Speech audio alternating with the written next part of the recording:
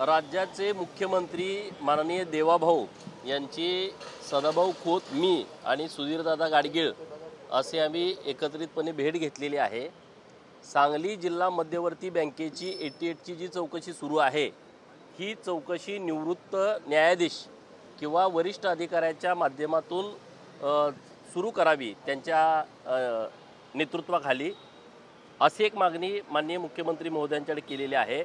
माननीय मुख्यमंत्री महोदयांनी सकारात्मक भूमिका या विषयामध्ये घेतलेली आहे। दुसरं, सांगली जिल्हा मध्यवर्ती बँकेमध्ये नोकर भरतीमध्ये मागे घोटाळा झाला होता, त्या घोटाळ्याची चौकशी करावी आणि आता नव्यानं जी नोकर भरती करण्याची मान्यता माननीय सहकार मंत्री महोदयांनी दिलेली आहे, ती तात्काळ थांबवावी आणि ती IBPS किंवा TCS या कंपन्यांच्या माध्यमातून भरती व्हावी, अशा पद्धतीची मागणी केलेली आहे। तर नक्की माननीय मुख्यमंत्री महोदय याबाबतचा योग्य विचार करतील। दुसरा विषय आहे शेतकरी सहकारी सूतगिरणी यामध्ये आर्थिक घोटाळा झालेला आहे आणि त्याच्याबद्दलचा गुन्हा दाखल करावा, अशी एक तिसरी मागणी केलेली आहे। सांगली जिल्ह्यामध्ये जत विधानसभा मतदारसंघ असेल किंवा आटपाडी खानापूर असेल किंवा ईश्वरपूर असेल किंवा अन्य ठिकाणी मोठ्या प्रमाणात पाऊस पडलेला आहे, परंतु सर्व ठिकाणी 65 मिलीमीटरपेक्षा जास्त पावसाची नोंद झाली नाही। 65 मिलीमीटरपेक्षा पाऊस कमी आहे, परंतु नुकसान 65 मिलीमीटर पाऊस पडलाय त्याच पद्धतीचं शेतकऱ्यांचं झालंय। तर सरसकट सगळ्या शेतकऱ्यांना मदत मिळावी अशी मागणी माननीय मुख्यमंत्री महोदयांकडे केलेली आहे।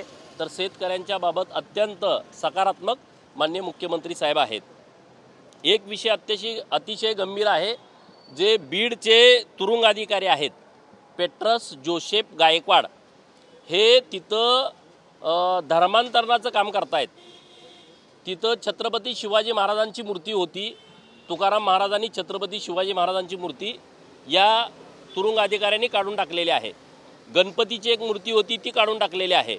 महामानव विश्वरत्न डॉक्टर बाबासाहेब आंबेडकर साहेबांचा फोटो आणि महात्मा गांधींचा फोटो तो काढून त्यांनी ज्या खोलीमध्ये कचरा टाकला जातो त्या खोलीमध्ये नेऊन टाकलेला आहे। आतमध्ये सगळे बायबलमधले स्लोगन लिहिलेले आहेत आणि रोज तिथले कैदी हे वारकरी संप्रदायाची भूमिका घेऊन पुढं रोज भजन कीर्तन हे जेलमध्ये व्हायचं, ते भजन कीर्तन त्यांनी पूर्णपणे बंद करून टाकलेलं आहे। आणि सर्व तिथले जे कैदी आहेत त्यांना धर्मांतरण तुम्ही करा, तुम्हाला 1 लाख देतो, 2 लाख देतो, अशा पद्धतीची भूमिका ते त्या जेलमध्ये घेत आहेत। आणि तिथला एक पाद्री आहे, तो आठवड्यातनं 2-3 वेळा हा या जेलरना भेटायला येतो, त्यामुळे CCTV फुटेज तिथं उपलब्ध आहे।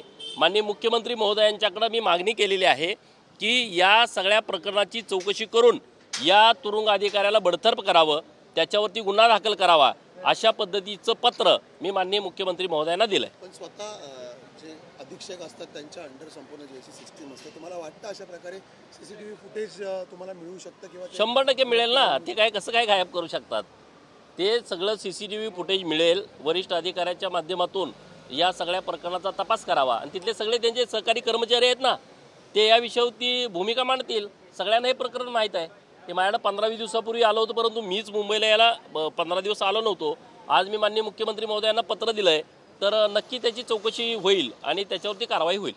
दुसरीकडे OBC समाजाचं जे नेतृत्व आहे ते धनगर समाजाने करावं, अशी मागणी आता प्रकाश आंबेडकर सुद्धा करतात, आवाहन करतात। नाही, OBC समाजामध्ये धनगर समाज हा मोठ्या भावाच्या भूमिकेत आहे, संख्या मोठी आहे आणि आंबेडकर साहेबांनी जे सांगितलंय म्हणजे ह्या संरक्षण करण्याच्या विषयामध्ये आंबेडकर साहेब बोललेत, तर नक्की त्या पद्धतीनं गावगाड्यातल्या सगळ्या छोट्या छोट्या समाजाला न्याय देण्याच्या दृष्टिकोनातून धनगर समाजानं भूमिका घ्यावी, ही जी आंबेडकर साहेबांची भूमिका आहे, तर ती धनगर समाज पार पाडतोय।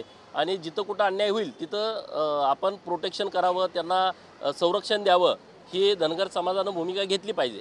कपसिरपमुळे काही लहान मुलांचा मृत्यू झालेला होता, त्यासाठी त्या FDAने 2 वर्षांपेक्षा लहान मुलांना कपसिरप देऊ नये आणि आवाहन करत एक टोल फ्री नंबर जारी केला, तर हा नंबरच बंद असल्याचं समोर येतो आता। नाही, नंबर जर बंद असेल तर नंबर का बंद आहे त्याचं अधिकारी महोदयांनी त्याची तात्काळ चौकशी करावी आणि त्यात काय टेक्निकल प्रॉब्लेम असतील तर ते दुरुस्त करून घ्यावेत। लोकांना पण नंबर दिलाय, तर नंबर सगळ्यांना लागला पाहिजे, तर त्याच्याबद्दलची कारवाई अधिकारी महोदय करतील। मुख्यमंत्र्यांनी एक निर्णय घेतला होता, पूरग्रस्तांच्या मदतीसाठी जे ऊस कारखाने आहेत त्यांनी मदत द्यावी, मात्र आता ही मदत आहे ती ऊस उत्पादकाकडून आकारली जाईल असं शरद पवार म्हणतात आणि त्यांनी कारखानदारांची एक बैठक बोलवलेली आहे. नाही ते कधी माननीय मुख्यमंत्री महोदयांनी भूमिका योग्य घेतलेली आहे की कारखानदारांना 10,000 कोटीची मदत केलेली आहे. मग जर असा प्रसंग शेतकऱ्यांच्यावरती येत असेल आणि अशा प्रसंगात मग कारखानदारांनी का उभा राहू नये? तुम्ही सरकारकडून मदतीची अपेक्षा करता, सरकारकडून हजारो कोटी रुपयाची मदत घेता आणि मग अशा बाबतीमध्ये तुम्ही परत 1-2 करायची गरजच नाही ना. तुम्ही उलट पुढे यायला पाहिजे होतं कारखानदारांनी. एवढे काटे मारता, शेतकऱ्यांचा ऊस चोरता, हे सगळं लोकांना माहीत आहे ना, सगळ्या भानगडी माहीत आहेत. सदाभाऊ याच्यावरती व्यवस्थितपणे बोलतील. सदाभाऊ, सगळ्यात महत्त्वाचं म्हणजे मुख्यमंत्र्यांनी स्पष्टीकरण दिले की ऊस उत्पादक शेतकरी नव्हे तर जो प्रॉफिट होईल त्याच्यामधून कारखान्यांनी मदत द्यायची. मात्र पवार साहेब म्हणतात की कुठेतरी अप्रत्यक्षरित्या तो शेतकऱ्यांवरती डल्ला मारला जाणार आहे. मला वाटतं पवार साहेबांनी साखर कारखानदारीचा जो काही अभ्यास आहे तो कोळून प्यालेला आहे. मुळामध्ये शेतकऱ्यांच्या कपाती आता पर टनाला जवळजवळ 27-27.5 रुपये होते. पवार साहेबांच्या काळापासूनच ते होत आहे. मुख्यमंत्र्यांनी काय सांगितलं की कारखानदारांनी पर टनाला आपल्या नफ्यातला भाग द्यावा.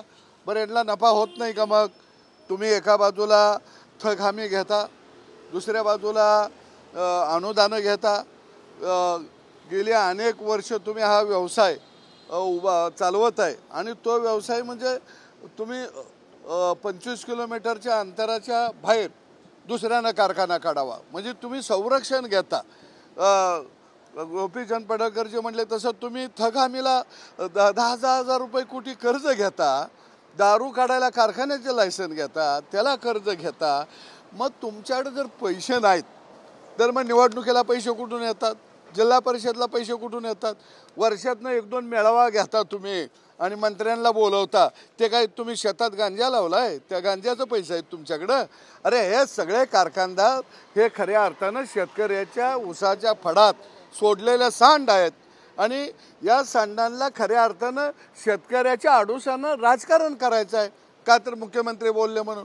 मी तर अशी मागणी केलेली आहे मुख्यमंत्र्याकडं, 2 साखर कारखान्याच्या मधलं अंतर काढून टाका 25 किलोमीटरचं आणि मागल त्याला कारखाना काढण्याचं लायसन द्या. ही मागणी आज आम्ही या ठिकाणी केलेली आहे. आणि 10 रुपये 15 रुपये कारखानदारांनी दिले कारखाना दारिद्र्य रेषेच्या यादीत जाणार आहे अजिबात नाही. हे सगळे गब्बरशिंग आहेत. शेतकऱ्याच्या पाठीशी यांनी उभा राहिलं पाहिजे. सांगली मध्यवर्ती बँकेबद्दल काय सांगितलंय? काय म्हणजे चौकशी केली जाणार?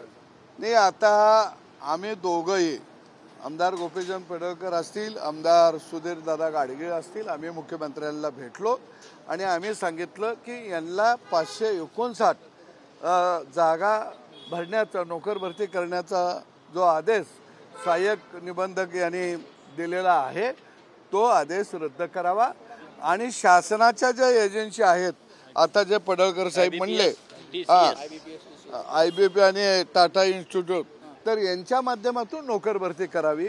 पहिल्या नोकर भरतीमध्ये 30 लाख 25 लाख एका कॅन्डक्टरकडून घेतलेले आहेत. आता हे जे 559 जागा आहेत ना, यातल्या 60 सहकार मंत्र्याला द्यायच्या आहेत. राहिलेल्या 50-60 चेअरमन घेणार आहे. नंतर त्यांचा आका बँकेचा तो 50-60 घेणार आहे. म्हणजे यांनी याच्या वाटण्या केलेल्या आहेत आणि म्हणून आम्ही मागणी केली मुख्यमंत्र्यांच्याकडे.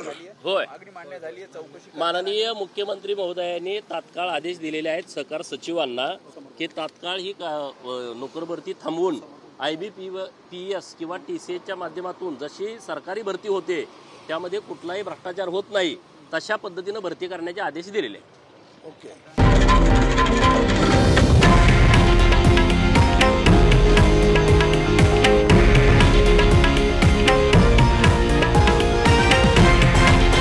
हे आहे देशातील नंबर 1 न्यूज नेटवर्क आणि आपण पाहत आहात TV9 मराठी, एकमेव.